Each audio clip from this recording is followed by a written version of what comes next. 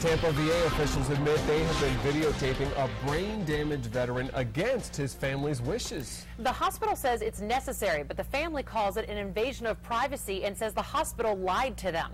Four in Your Corner investigator Matt Grant live with more on what the hospital has to say about this tonight.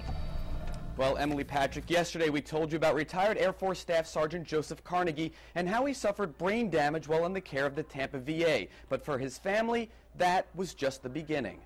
When Natalie Carnegie visited her father at the Tampa VA back in June, her husband noticed something odd on the ceiling. He said, you know what, honestly, it almost looks like a camera. And I said, ha, ha, ha, you're right. But it was a camera, installed, she says, without her permission or knowledge, hidden inside this smoke detector. Is this a hidden camera? It is not a hidden camera. Then why is it hidden in a smoke detector and not out in plain view? I can't comment on why that particular brand of camera was chosen. The Tampa VA's Chief of Staff, Dr. Edward Catolo, says the camera records video, not sound, and is necessary to monitor 80-year-old Joseph Carnegie's fragile condition. The decorated Korean War veteran went into cardiac arrest on their watch back in August, suffering severe brain damage. They took him from us. And then now you take his dignity to add insult to injury. The Tampa VA says it has been using covert cameras for at least 5 years. But Natalie questions why a camera was installed in her dad's private room a full 10 months after he suffered brain damage and after it became clear they were going to sue. Doesn't it seem like common sense that they would have placed a camera in August, September, October, November?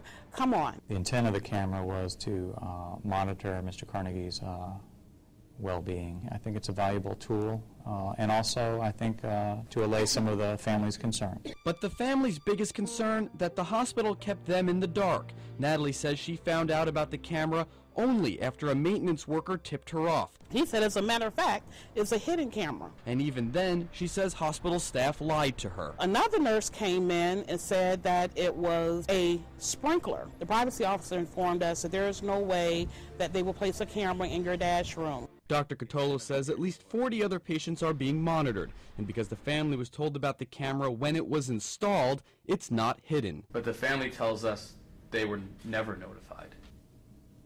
We have documentation to prove otherwise. But the hospital's own documents seem to back up what Carnegie's family told us. In this report filled out by a nurse the day the camera was installed, it appears the family was unaware of the camera. The nurse writes, "Family upset and requesting information about new device on ceiling. Nurse informed family members that she was not aware of the situation." Natalie says the VA came clean the next day after she kept pushing for answers. I was angry. I was livid. His privacy is being violated while on camera. Is this an invasion of privacy? If the family was informed prior to the activation and during the installation, then it was not an invasion of privacy. But the family feels it is, and they've put up these signs calling the videotaping unauthorized and illegal. When told about the covert camera, a national VFW spokesperson told us that's not what the VA is all about. The VA is not there to sneak around corners. When you find out the VA is doing this to a veteran, it's shocking on many levels. But not as shocking as it is to this veteran's family. They continue to take away the dignity and the respect that's left. And let me tell you this, it would have been better served to repeatedly rape us. We would have felt better with that than what they have done with us now. In an ironic twist, VA police were called to the room last month after Carnegie's 11-year-old grandson and his daughter tried to take pictures next to him. They were forced to delete those photos because the hospital's rules prohibit cameras. As for that smoke detector camera, the hospital says it's been taken down. You can read their full statement on our website, fox4now.com.